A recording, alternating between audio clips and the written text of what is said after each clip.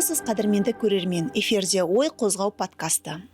Біздің подкастымыздың мақсаты қазақ тіл білімі мен ғылымын, әдебиеті мен лингва мәдениетін дамытудың жолдарын қарастыру. Өйткені кез келген елдің күші сол елдің ғылымы мен білімінде. Бүгін қазақ тілінің білім саласындағы көрінісі мен қызметі туралы ой қозғамақпыз. Алдымен спикер болып келген қонағымызды таныстыруға рұқсат етіңіздер. Әдебиеттанушы Ахмет Байтұрсынұлы атындағы Білім академиясының директоры Ұлан Еркінбай. Қош келдіңіз. Ұлан Оралұлы, Ахмет Байтұрсынұлы атындағы Білім академиясы еліміздегі іргелі қара шаңырақ екенін білеміз.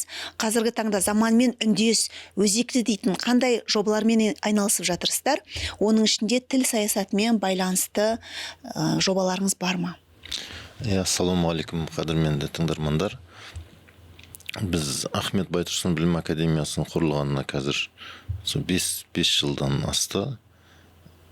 Негізінен бұл кәсіпкерлік алаңмен мемлекеттік мекемелер арасындағы бір аралық платформа, сондай мақсатта құрылған.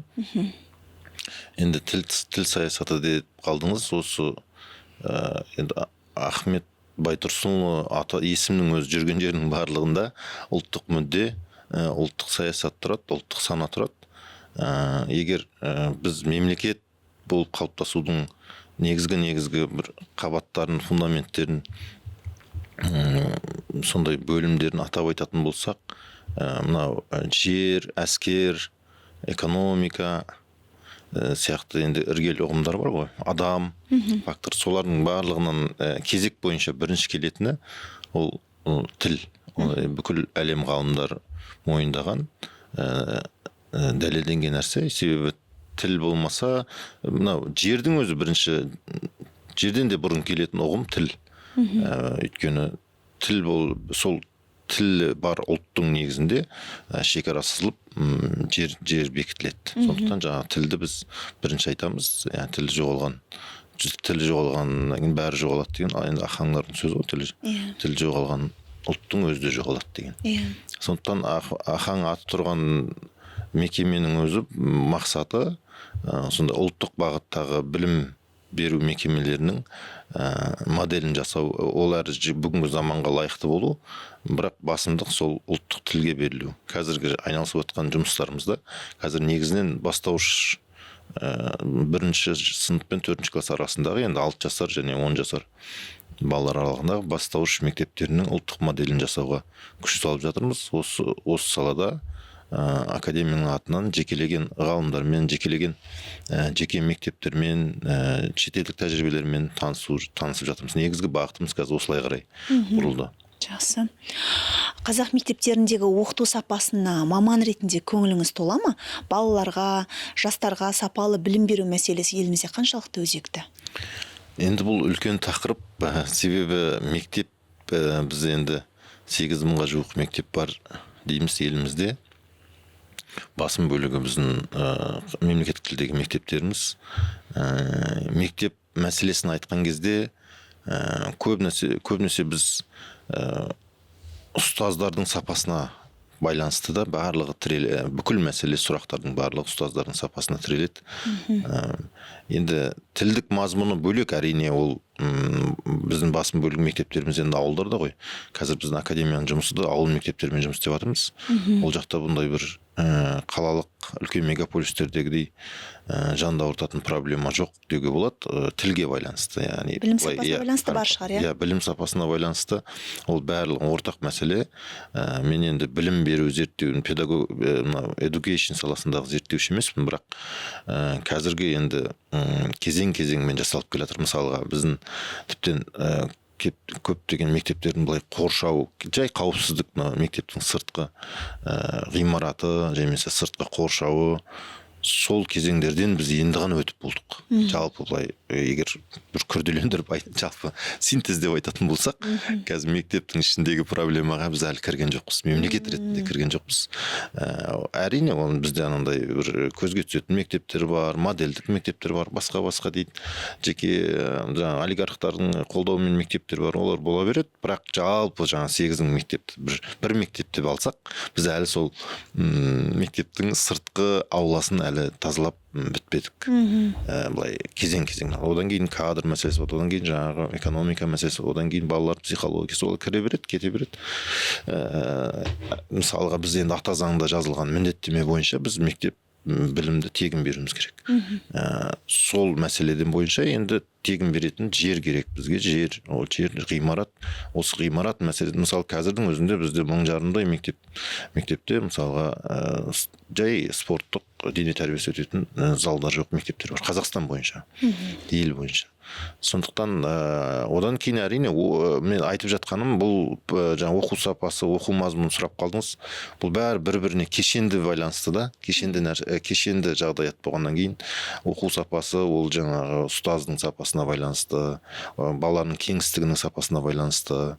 Бізде бастауыш сыныптар мысалға жеке көп деген енді әлемдік тәжірибеде бастауыш өз жеке модель ретінде қарастырылады. Себебі олар көбінесе кеңістік көп керек оларға, жүгіріп, олардың білімі, фундаментальный білімі, дене қимылы, жүгіру. Мысалға, олардың математикасы жүгіру деп айтсақ болады былай. Асыр салып ойнамаса сол ойнауының өзі олардың базалық білім болып негізі саналады көп елдерде. Сондықтан сол жағынан алған кезде әрине біз оқу сапасына әзір көңіліміз толмайды, бірақ ол көңіліміз толмайды деп айтқанмен жағдай жаңағыдай деңгейде ғой. Ол айта салғанмен ол ешкімнің мұрты қисаймайды. Біз себебі бұл салада барлығы жан салып жұмыс істеп жатыр. Мұғалімдердің айлық мәселесінің өзі шешілгені кеше ғана өзіңіз біліп отырсыз. Тіптен ұстазсыз қала жаздаған мемлекетпіз. Енді ғана сапалы түлектер сол салаға бара бастады ғой оқуға. Енді кезең-кезеңмен келе жатыр. Ал оны жақсартудың тағы басқа қандай тетіктерін көресіз? Білім сапасын бұл жерде сол негізгі тетіктер тікелей мемлекеттік жоғарғы білім министрлігі дейді ғой қазір. Жоғары білім мен орта білім бөлгені өте дұрыс болды негізінде. Жаңағы мектеппен академиялық ортаны бөлгені президентіміздің бұл жақсы қадам болды. Енді негізгі тетіктер осы мектеп пен академиялық ортаның арасындағы байланыс. Кәдімгі шынайы болу керек, ешқандай формальды болмау керек. Кәдімгі мемлекеттің бір стратегиялық бір мақсаты болу керек. Себебі бұл бітпейтін бір шеңбер ғой. Түлек шығады, мектепке барады, мектептің сапасына әсер етеді. Осылай кете береді. Енді бұл әлемдік тәжірибеде оқыған түйгеніміз бар. Мысалы, фильмдерде осындай біз сияқты бір қиын тығырыққа тірелген бір жағдайда олар бір министр кеп, білім министрі кеп, сол түлекті жалпы искусствоны тоқтатқан ғой, былай айтқан кезде балды көтергенде, енді мысалы педагогикалық мамандық жоқ, белгілі бір деңгейде 4-5 жылдан кейін мемлекетте ұстаз жоқ. Сондай ұстаз дефицитін қолдан жасаған. Әрине, оны көп елдер зерттеп, көп жағдай жасады. Ұстаз мамандығын кәдімгі дефицитқа айналдырып, сол арқылы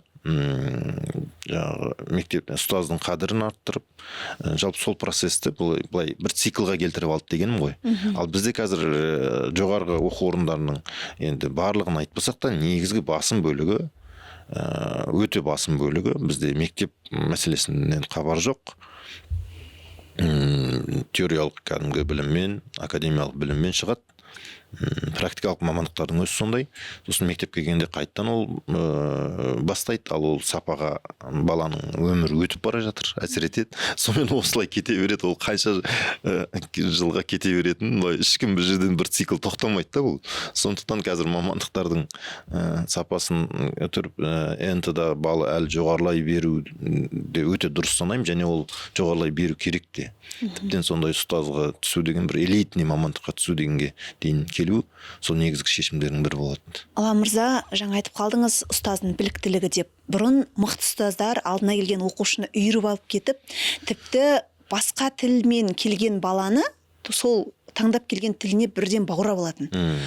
Бізде қазір қазақ мектебі көбейіп жатыр дейміз, бірақ онымен бірге аралас мектептінде көбеюі толастар емес. Кейде тіпті кері кетіп жатқан секілдіміз. Жалпы қазір аралас мектепте жүрген қазақ мектебінің аралас мектепте жүрген қазақ ұстазының баланың тілін қазақша ұстап тұра алуына мүмкіндігі бар ма? Жалпы аралас мектеп деген дүниеге мән бермей жүрген уақытта бір келесі бір үлкен дерттің, дүбәра ұрпақтың, немесе екі тілде де дұрыс жөнді сөйлей алмайтын бір сауатсыз ұрпақтың қалыптасуына, олардың тілінің шұбар болу арқылы ойының шұбарлануына жол ашып жатқан жоқпыз ба? Иә, бұл аралас мектеп деген ұғым енді шынымен бізге бір мемлекеттің алдындағы үлкен проблема болып тұр. Негізгі проблема десе де болады, себебі біз алпауыт мемлекеттердің арасында өмір сүріп отырмыз. Бүкіл тарихымыз осы мынау солтүстік көршімізбен тікелей байланысты. Содан кіріп келген бұл дерт бірден адамға суық тисе де, ол жазылуы мүмкін симптомдар алғашқы кезде суық тисе, бірақ ол бәрібір кейбіреулер ревматизмге ұласып жатады, кейбіреулер басқа да асқынып түрлі ауруларға ұласып жатады. Болашақта тіптен ол өзінен шықпағанда да баласынан шығуы мүмкін ол ауру. Әйтеуір сол суық тиюдің зардабы бір жерден шығады. Сондықтан бұл бір жерден шығуға қазір келе жатыр. Мен оқушылармен көп сөйлесем, өткенде ғана мысалға бір 7-8 класстың қазақ мектебінің қыздары солай осы аралас мектеп туралы менен сұрады. Ол не нәрсе, жалпы оны кім ойлап тапты? Қалай біз аралас боламыз, бір ұлт болып, аралас болып, сонда ол қалай деп түсіне алмай қойды. Оны миларына түсіндірмей қойдым. Аралас деген сөзді, ол не нәрсе дейді да, жалпы. Біз сонда басқа бір мемлекетпен қосылдық па дейді ма? Солай сұрақтар қояды. Түсіндіре алмай қойдым. Өз қызыма да түсіндірмей, аралас. Үшіміз деп мүмкін Қытай қазақ мектебін ашатын шығармыз бұл. Өзбек қазақ мектебін. Түсіндіре алмай қойдым, оқушылар түсінбеді. Соған қарағанда бұл жаңа бір жаны таза сондай мемлекетке адал, отанға адал сондай бір ұрпақ өсіп келе жатыр. Олардың логикасына қайшы болып тұр. Олардың логикасына мүлдем қайшы болып келе жатыр. Себебі олар таза ұрпақ. Соның енді біз мысалға, біздің буын мысалға 80-ші жылдардағы буын, қанша дегенмен біз жаңағы суық өтіп кеткен буынбыз ғой. Орыстың суығы өтіп кеткен, тәрбиесі өтіп кеткен. Әрине тіл ретінде орыс тілінің бір жамандығы жоқ. Оның мәдени көптеген ақпарат алдық, көптеген ғылым, білім алдық. Бірақ мемлекеттің қауіпсіздігі деген кезде жаңағы мектептен біз мектептен бір ұрпақ былай айтқан кезде дайындап жатырмыз ғой. Ұрпақ кеңістік алаңын дайындап жатырмыз. Ол жерде сол ұрпақ кеңістік алаңы дайындалғанда, ол жердегі мәселелер түсінікті болу керек та, түсінікті, нақты болу керек. Онда аралас болмау керек, айқын болу керек. Ахмет Байтұрсынұлының әдебиет танытқыш әдеби теориялық еңбегі негізінде кандидаттық диссертация қорғаған екенсіз.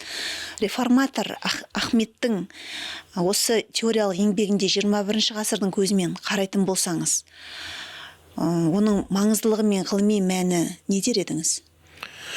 Әдебиет танытқыш жалпы диссертацияны қорыта айтқан кезде менде сонда да бір сөз бар, қазір есіме келіп отыр, өзі бір бас аяғы бүтін сондай өлең сияқты, бірақ терең ғылыми негізі бар, синтезбен жазылған, сөйте тұра бір үйлесімі бар өлең сияқты таңғажайып бір трактат деуге болады. Енді құндылығы жағынан алған кезде бұны екі жағы бар әрине. Бұл ешқандай сілтемесіз ұлттық таным мен әлемдік теориялық танымды сілтемесіз ұштастырған. Сілтемесіз деп отқаным Ахаң Аристотельдің поэтикасынан басталған беріректегі мынау Якобсондарға дейінгі аралықтағы негізгі еңбектерді таныс болған, білген, тарихи поэтика еңбектерді білген, жақсы білген, Гегельдің еңбектерімен де таныс болған. Сол әдебиет танытқыштың енді бұл басқа ұлттарға, басқа әлем әдебиет танушыларына әрине құнды.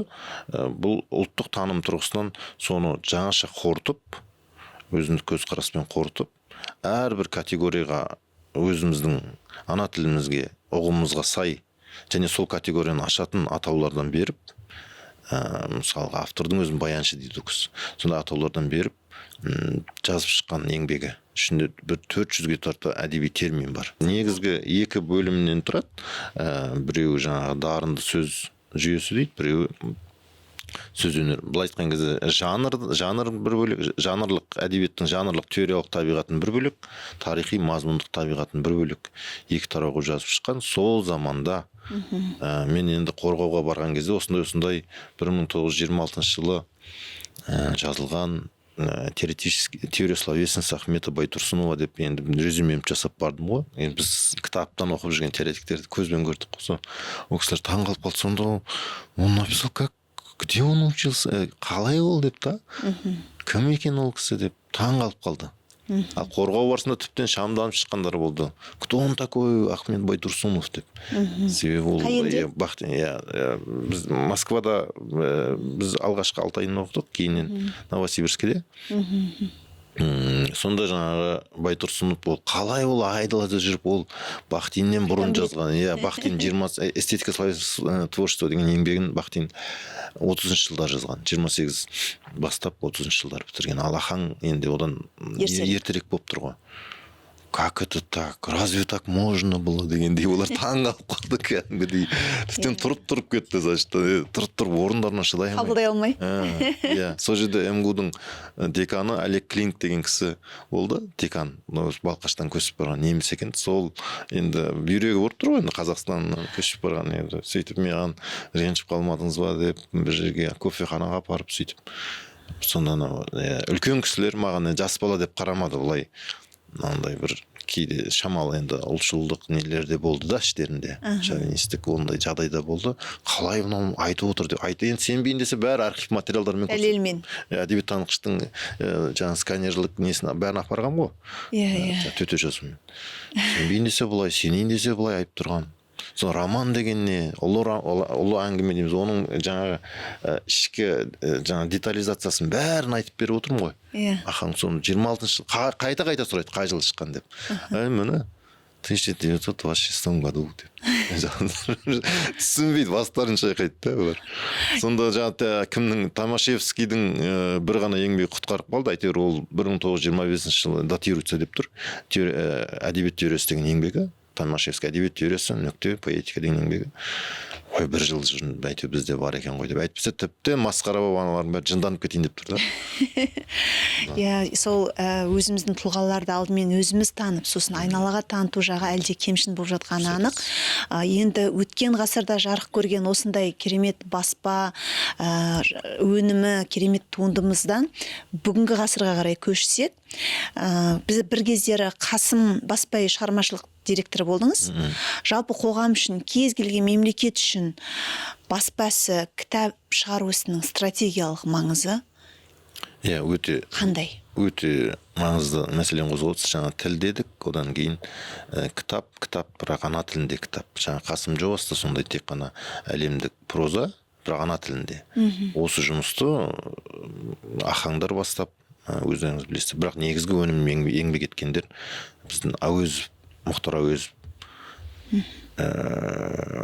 классикіміздің буыны барлығы дүние жүзіне теңдесі жоқ сондай аудармамен шұғылданды. Оның ішінде Зейтін Ақышев бөлек айтуға болады, Әбділмәжін Жұмабаевты бөлек айтуға болады, Мұхтар Әуезов болсын болмасын аудармасы. Барлық біздің классиктер, аға буын классиктеріміздің барлығы дерлік аудармамен айналысты. 100 жылдық жалғыздығы бар. Әбдіжәміл 100 жыл жалғыз. Барлығы соңғы қорытындыласақ Кеңес Юсуповқа дейінгі аралықты айтсақ, таңғажайып аударма қалды, шедевр аударма қалды. 100 жылдық жалғыздық тіптен білмеймін, мен бір мақала оқыдым, зерттеуші бір этнограф кісі жазыпты, Абай Мауқарұлы деген. Бұл мынау таңғажайып нәрсе, бұл егер Маркес қазақша түсініп осыны оқығанда ол өзі риза болар еді. Түпнұсқаның деңгейінде жазылған дегенде не? Бүкіл өмірін берді оған. Кеңес Юсупов ағамыз сол кітапқа негізі өмірін берді. Басқа да аудармалары бар екен, бірақ естіген жоқпын қазір. Маркестің енді анау Освен патриархы деген аударыпты, бірақ шықпапты. Сол енді дұрыс айтасыз, кітап ол енді осы президент алғашқы президент болып сайланып ұлттық кеңес жасаған кезде бірінші көтерген мәселесі бұл мектептерде біздің әлемдік классика жоқ, енді тапшы өте, кітапханаларымыз жұпыны, сондықтан дүниежүзілік классиканы мектептерге жаңағы бекітіп, жарлықпен бекітіп, ол 40% ұлттық классика болсын деді, 60% дүниежүзілік классика болсын деді. Дәл солай айтып та берді, санын да айтып берді, шамамен 100 автор дегендей. Сөйтіп 2019 жылы осы алғашқы ұлттық кеңесте сол кездегі білім министріне тапсырған болатын. Бірақ енді біз көбінесе осындай нәрселерді науқаншылық ретінде қабылдаймыз ба, сол президенттің сол тапсырмасы. Мен қазір байқап отырмын, ол тізім 100 емес, қазір 1000-нан асып кетіпті. Ішінде бүкіл екі сөздің басын құраған адамдардың бәрі бар соның ішінде. Енгізіп жіберген. Енгізіп жіберген.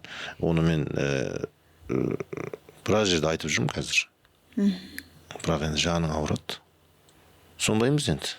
Түсінікті. Сондай бір үлкен бір ұлы мақсат жобаны, мектепке бекітілген жобаны біз қазір сол тендердің деңгейінде түсініп жүрміз ғой, былай айтқанда. Ал мемлекетті құтқаруға байланысты жасалған жобаны көптеген мемлекеттерде бар, негізі осы өздері оқуға, кәдімгі ата заңнан кейінгі оқуға керек деген мысалға кітаптар өздерінің ауыз әдебиетін немесе жаңа классикалық еңбегін, мысалы 50 кітап болсын, 10 кітап болсын, 100 кітап болсын, сондай мектепке міндеттеп, жалпы ұлтқа міндеттеп оқытатын. Ал бізде жаңа мектепке сол жаңа внеклассный деп оқу бағдарламасынан тыс оқуға міндетті 100 кітап деп президенттің жаңа ұлттық кеңесте айтқан оқуға құштар мектеп деп кәдімгі атын қойып сөйтіп айтқан дүниесі айналып келген жаңағы сен салар да мен салар, атқа шөпті кім салар дегендей. Сонымен сол жақында естідім, сол тізім деді, қанша деді, құдай-ау, 1001 деме болыпты қазір. 1050 ма болып. Созылыпты ғой әбден. Әбден созылып жатыр. Оның ішінде бәрі бар. Сыйымды екен ғой керек. Эстрада әншілеріне дейін бар, құдай осы кітап жазатын болса керек. Оның бір жүйесі болмай тұр ғой, оны нақты іріктеп бір параметрлерін қойып, бір қағида. Жауапкершілік алмайды ешқандай. Мысалға, сол кезде білім министрі ол кезде Асхат Қанатұлы білім министрі болды. Ол кісіге сұрасаңыз айтады, мен әдебиет институтына ұсынғанмын, ол кісілер авторларын қосты. Жазушылар одағынан ұсынғанмын, ол кісілер авторларын қосты. Пәлен ұйымға ұсынғанмын, олар қосты. Барлығы солай қоса берген, солай көбейген. Енді бұл жерде кімге ренжіріңді білмесін, ұлт ретінде өзімізге ренжиміз, басқа. Стратегиялық қадам ғой негізі, ертең баламыз. Өйтіп шашыратсақ, оның біреуде оқылмай қалады ғой. Одан да фокусты бұзбай, нағыз сол не нәрсені айтқысы келді, не нәрсеге ұмтыламыз, соның шекарасымен бірге балалардың бойына сіңіре алсақ, қайда тиімді болар еді ғой. Әбден уақыттың, классика деген сөз, әбден уақыттың тезінен өткен дүниелер деген сөз ғой. Ескірмейтін өзекті тақырыптар. Оны іріктеп те қажет жоқ, олар белгілі өзі. Толстой, Чехов дегендер көп емес ондай адамдар ше, әлем. Сыйлықта иегерлері бар біраз, өзіміздің қазақ классиктері. Әлемде ондай адамдар өте көп емес, мысалға жаңа айтып отқан Маркес, Толстой, Чехов, Аймаутов дегендер өз саусақпен санарлық адамдар ғой әлемде, 100 адам шығады. Енді оны не болды, сол кісілерді қосқанда ары қарай жалғай береді. Марқұм Байтұр. Бұл негізі қайта қаралып реттелетін дүние екен. Енді ол кітаптардың бәрі не үшін шығады? Оқу үшін шығады ғой. Өзіңіз айтып жүретін кітап оқу дағдысы мен мәдениетін қалай қалыптастырамыз біздің қоғамда? Енді жаңағы оқуға құштар ұлт деген дүниенің өзі осылай болып кеткеннен кейін, енді мен қазір мектептер тұрғысынан айтсам, көбінесе ата-аналармен ата-аналар сұрақ қоятыны балаға қалай осы мәдениетті сіңіреміз деп. Бірақ өздері кітап оқымайды көбінесе. Мен айтамын, үйіңізде бір 10 минут болса да оқымасаңыз оқымай кезінде ең болса көзіңізге сол кітапты осылай ұстап отырып, бала көбінесе былай визуал ғой енді балдар. Қабылдайды ғой көп дүниені. Солай мен ата-аналарға сондай кеңес айтамын көбінесе. Сосын балаңызға міндетті түрде жаңағы кітап арқылы саяхат жасаңыз, кітапты оқып беріп, соны қиялдап айтыңыз, бірге оқып, осы дәстүрді енді былай білмеймін қалай айтып болады. Мүмкін жаңағыдай біз енді сондай пафосный дүниелерге де әуеспіз ғой, ондай нәрсе керек шығар. Жалпы мысалы кезінде жалпы ұлттық диктант дегенді мәселені де көтергенбіз қазақ тілінде. Орыстарда бар, қазір дүние жүзінің орыстары қатысады деймін, егер ұмытпасам, осы тотальный диктант деген бар. Олар классикалық еңбектерден алады мәтінді. Сол тотальный диктантта президенттен бастап сол күн жазады олар. Ол бір ұлттық мақтаныш ретінде қарайды, өздерінің тілінің ұлылығын, тілінің сауаттылығын, Кейбір сондай жалпы жарнамалық дүниелерге де бару керек шығар мүмкін тілге қатысты. Заманауи тәсілдің біреуі ғой. Бұқаралық сипат. Иә, бұқаралық сипат сондайға ие болатын. Сонда біз бір жағынан ол жерде тіл сауаттылығынан да ұтамыз, екінші жағынан өз классиктерімізді, өзіміздің ұлттық классиктерімізді насихаттаймыз. Мысалы білмейді ғой бәз қазір мысалға біз Әуезовті айтып отырмыз, мысалға Мағауинді, Аймауытовты, басқа кісілерді айтып отырмыз, көптеген авторлар біздің ұлыларымызды, мәдениетіміздің өзегін жасап кеткен. Бірақ сол атаулардың өзін білмейтін жастар бар ғой. Жазып отырып, соған қызығушылық оянып, ары қарай оқып кетер еді. Әрине. Өткен жолы бір интеллектуал жастардың бір жиынында болдым. Сол жерде викториналық сұрақ қойып жатыр. Әлем классиктерін сұрап жатса, бірден табады. Бірінші шығармасын айтады, авторын табу керексің. Сол кезде өкінішке қарай мынау 30 бен 40 жас аралығындағы жастар дейміз бе, жоқ әлде орта буын дейміз бе, сол өкіл азаматтар қазақ авторларының туындысын айтқанда күмілжіп қалып жатты. Мен сол кезде әттеген-ай, бұл да бір көрінісі ғой қоғамның деп, ең интеллектуал, ең алғыр деген жастардан құралған топтың ішінде сол қазақ аласапыранды мысалға білмей қиналып, авторы кім екен, немесе Боранды Бекеттің Жабай Алманың. Иә, Жабай Алма сол кезде ал шетелдікін бәрін біліп алған, шетелдік кинолардың авторына дейін біледі. Сонда бізде әлде болсын өзімізге үңілуден, өзіміздің тамырымызға қараудан бұрын сырт жаққа еліктеу бір сол бір жағымсыз үрдіс пе, сол жағы әлде бар секілді. Оған да болса кітап оқу мүмкін оң ықпалын тигізер ме? Әлемді де білген дұрыс, бірақ әрине бірінші жаңа өзге тілдің бәрін біл, өз тіліңді құрметте деген секілді, өзге әдебиеттің бәрін біл, бірақ өз әдебиетін білу парыз, міндет деген ұғымды бірте-бірте жастарға қалай да сіңіру керек сияқты. Енді бұл соның бәрі цикличный болмау керек та, мысалға жаңа айтып тұрдым ғой, Әуезовтің буыны бір кірпіштің бір шетін қалап кетті, мысалға дүниежүзілік аударманы жасап кетті. Ал ол кісілердің өзінің төл туындыларын біз реттеп беру, әр буын өзінің біз міндеттемесімен кету керек қой негізінде. Мысалға біздің буын не істеп беріп жатыр, біздің алдымыздағы буын не істеп беріп жатыр елге дегендей. Сол тұрғыдан алған кезде жаңа оқуға құштар мектеп жобалары, ұлттық классикамызды және әлемдік классикамызды оқыту деген сондай жобалар енді аяқсыз қалғаны кәдімгі жан ауыртады. Әлде тырмысып жатыр енді балаларды сабақтан 15 минут бұрын шақырып, бәріміз кітап оқимыз дейді, бірақ 15 минут бұрын емес, 15 минут кешігіп келген балалар ол дүниеге қатыса да алмай қалады. Осы енді бірте-бірте жолға қойылады шығар деп үміттенеміз. Ал бірақ енді одан да үлкен мәселе бар ғой, телефонға телмірген жастарды оқуға баулу әдісі қандай болмақ? Енді не ұсынар едіңіз осы жолда?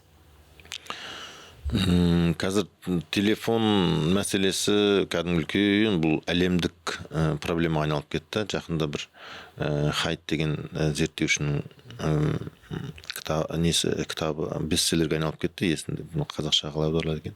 Сол кітапты оқып алған Құрама Штаттардың бір енді олар да губернаторлық өздері шешім қабылдай алады ғой, өздері заң қабылдай алады, автономны кішкене. Сол біраз губернаторлар мен енді ісім осы виртуалды әлеммен болсын, бұл кәдімгі өте үлкен қиын жағдай екен деп, жалпы оларда сол бұғанасы бекімеген деп, сол 15-16 жасқа дейін балаларға әлеуметтік аккаунт ашуға және белгілі бір мектепте уақытта девайссыз сабақтар өтуге қолдануға, соған заң қабылдауға олар кірісіп кетті. Қытай олардан бұрын кірісіп кеткен. Сондықтан бұны кәдімгі үлкен бұл әлемдік деңгейде келе жатқан тажал деп, бұлай алпауыт өте үлкен күш деп қарап отыр қазір бүкіл әлем.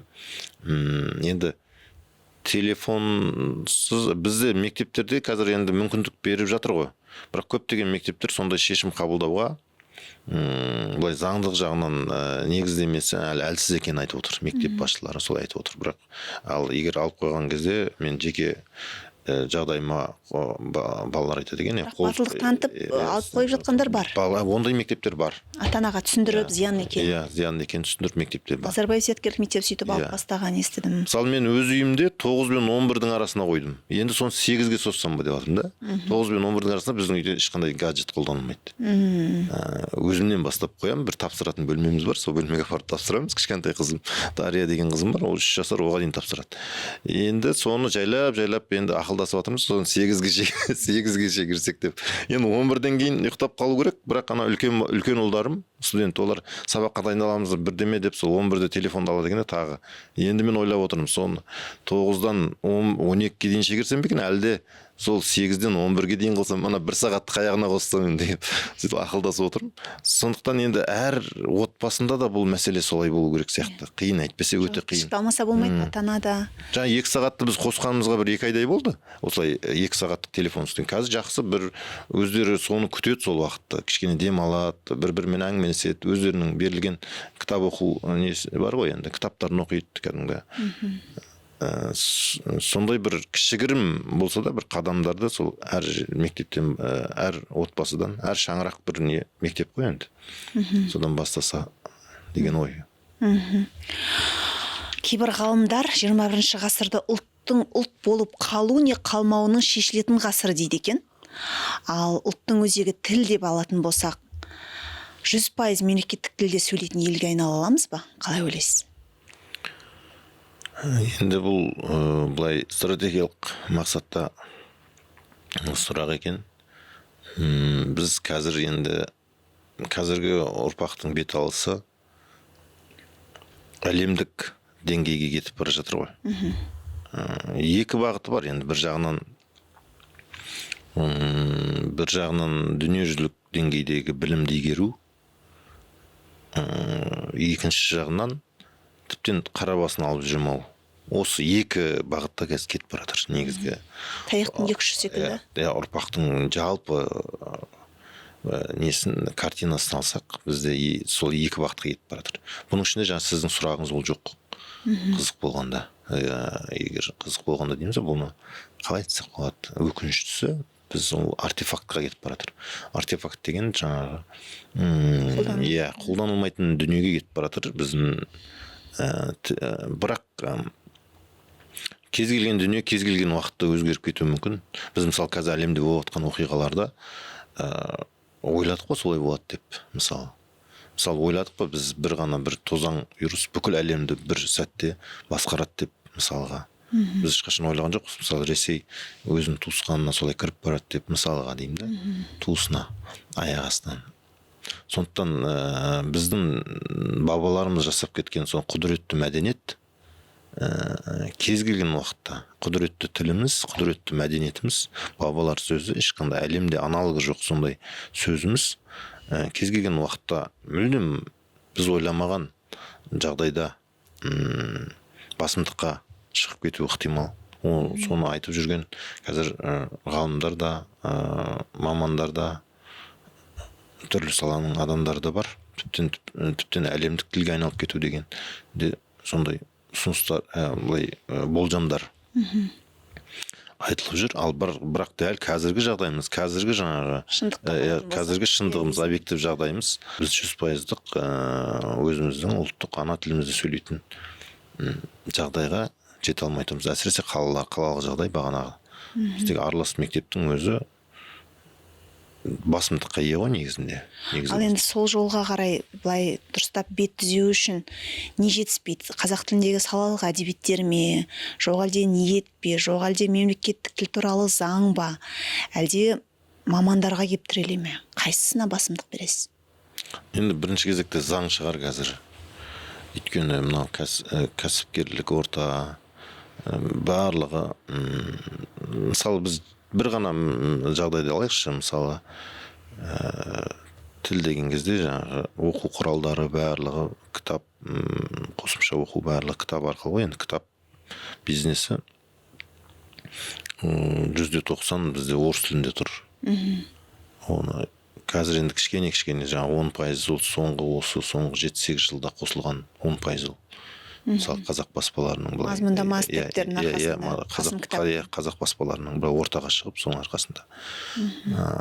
Ал енді бұл жағдай қалай сонда? Біз өзге елдің қалтасын томпайтып жатырмыз, өзге елдің мәдениетін томпайтып жатырмыз, өзге елдің мәдениетіне, сүйегінің бекуіне күш салып жатырмыз, бірақ өзімізді сәт сайын құртып жатырмыз кітап арқылы, тіл арқылы.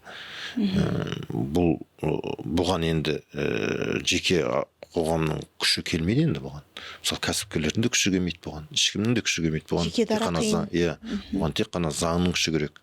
Заң ешкім төмендетпей қойсын, бірақ қазақ тіліндегі дүниелерге басқа салық, мысалы Каспийден сіз кітап сатып алатын болсаңыз, бәріне бірдей салықтар, комиссиясы да бірдей. Мысалға дегенім ғой енді. Ал біз қазақ тіліндегі автордың кеңістігі мен орыс тіліндегі автордың кеңістігі енді ай мен жердей ғой енді, аспан мен жердей ғой енді, мысалы адам санына қарағанда. Соған қарай салықтық төлемдерді, заңдық негіздемелерді соған қарай реттесе, былай логично болар еді. Қоғамның әлеуметтік әлжуаз топтарына да мемлекет көмектеседі ғой. Сол секілді бұл енді біздің осалдау саламыз болғандықтан. Сол тұрғыдан болса, біз ешқандай да қиналмақсыз едік. Қазір әсіресе қазақ тілі, өзінің ана тіліне деген құрмет, оған деген талпыныс, оған деген жастардың арасындағы жалпы дүние көрініс байқалады ғой, талпыныс. Енді осыны алып кету керек қой, осы мүмкіндікті біздің заң сақшы органдар, мемлекеттік жаңа сіз айтып өткен басқарушы менеджерлер осы жағдайды алып кету керек қой. Әйтпесе тек біздік артефакт болудан қалады.